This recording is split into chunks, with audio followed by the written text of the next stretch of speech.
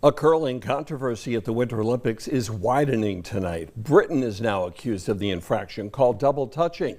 Increased surveillance of the matches resulted in the removal of a stone thrown by the British men's team. Double touching accusations burned the Canadians 2 days in a row. Some curlers say the double touching infraction has never been called out with this level of intensity in past competitions, and that it can be difficult to tell if someone is actually guilty of it. Now here's a live look at Milan, where Olympic athletes continue their quest for gold today. It's just after midnight there now. Remember, you can watch the Olympics on WBRE through next Sunday. Plus, you can stream daily Olympic content on the 2822 Now app, on Roku, Apple TV, and Fire TV. Bracing for the next effects of a winter storm that's really hanging toward south, but we're not out of the picture. Future Alert meteorologist Valerie Smock is next on 2822 News.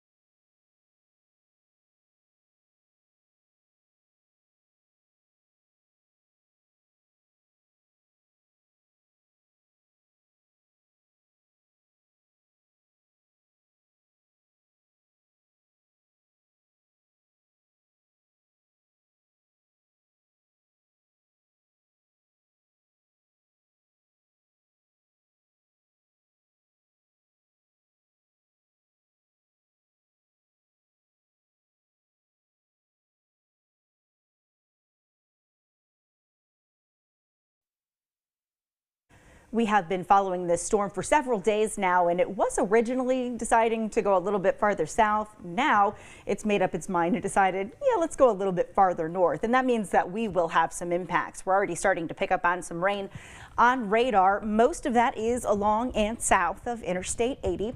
And when you look at where we are in the big picture, you can see this is a big storm system, but the majority of it is to the south. We're on that northern fringe, but all of this rain is eventually going to mix with and then change over to some snow showers. Here's the timing on Futurecast. So you've got this rain to the south. This is showing that we are going to see some snow here in short order. Temperatures right now are right around freezing in Pottsville, so that's not surprising. But we are going to see this kind of slowly pushing to the north and east as that rain snow mix. Then by the time we get into your overnight hours, everything will transition to just plain snow. Doesn't look like we're going to get hit too hard across the northern tier, as things are primarily going to be staying south of there, but this will be snow through the Valley cities and into the Poconos. And by the time we get into tomorrow morning, it's already out of here. You shouldn't really expect much past about 5 a.m.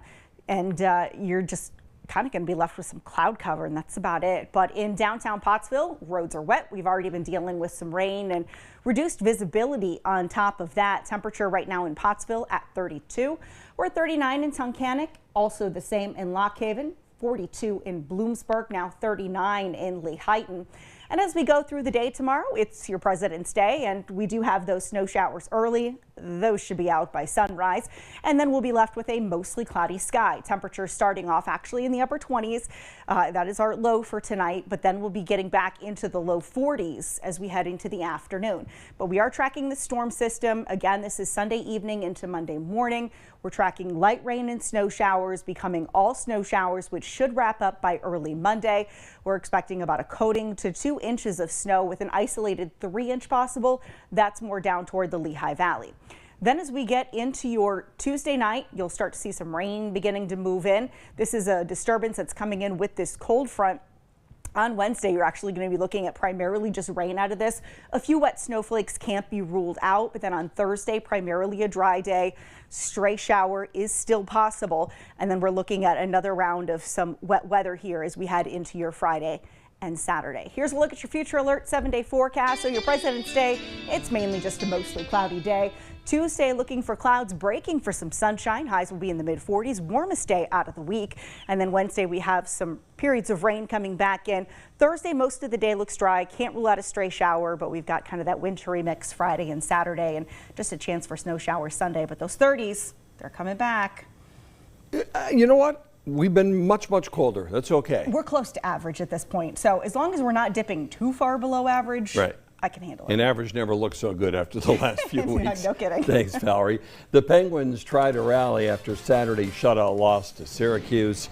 And 2 teams become three-peat champs after winning Wyoming Valley Conference championships. Elena Lucido's next with 28-22 Sports.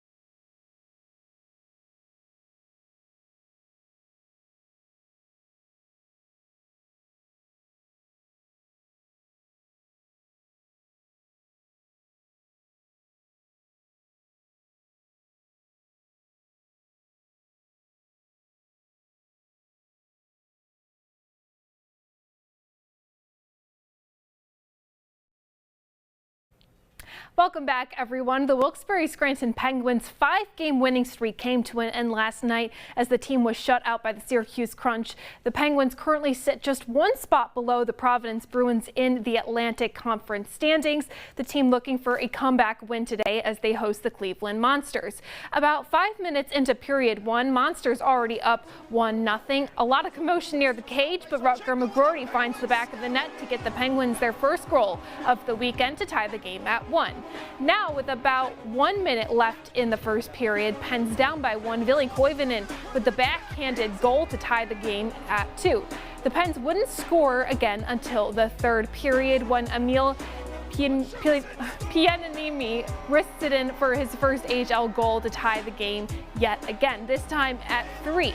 The game would go into overtime, but the Pens would eventually fall to the Monsters, losing their second game in a row with a final score of 4-3. And yesterday afternoon on the hardwood, the Dallas boys won their third straight Wyoming Valley Conference championship, defeating Crestwood 43-38. This is also Dallas's 4th win in 5 years for the Wyoming Valley Conference championship. Though Crestwood led the game early on, Dallas came back in the third and would eventually win it. In the locker room, coaches yelling at us, screaming at us because we're not the team like that to come out like that. Second half, we're a second half team, people say, so we came out strong, we were able to make shots. I love it. I play football, so I'm all about that. But the team's amazing. We're able to come together and, emotionally we're amazing. There's no one play. Everything going on in the game leads to what goes on, I just told them keep on playing, keep on plugging, and make a play, and they did, and we got stops when we needed to, and great bunch of kids in there. They deserve it, man. Dallas boys will host Mid-Valley for district quarterfinals on Tuesday. And for game 2 of yesterday's WVC championship, it was the Hazleton area girls defeating Crestwood 60-55 to win their 3rd straight Wyoming Valley Conference championship as well. Just as the boys' game went, Crestwood held an early lead, but it was the Cougars' 15-0 run at the end of the first half and their 12-0 run in the 3rd and 4th quarter that helped seal the deal for their three-peat title. Really wanted them back because the last game wasn't our best game, but they had a really good game that game, so we knew we could take them. We just needed to bring high energy, and everybody came together. We all brought it. All 22 girls and coaches, we all played together. I mean, they were really physical, so we knew we had to get a lot of rebounds, but I thought we did really good. They came back, but then we came back even harder. So, yeah, I got the W. A lot of times the worst thing is, I said, jumping around, just picture them holding the championship banner in our gym. Just see what that's going to feel like. And that was the motivation and stuff. But it was a great game. It was a great game, a great crowd and stuff. Tribute to our league, a lot of quality teams there and stuff. But we were fortunate to win, but we did a good job. My team did a good job. Hazleton girls have a bye before hosting the district semifinal game on Friday. That is a wrap on sports. We'll be right back.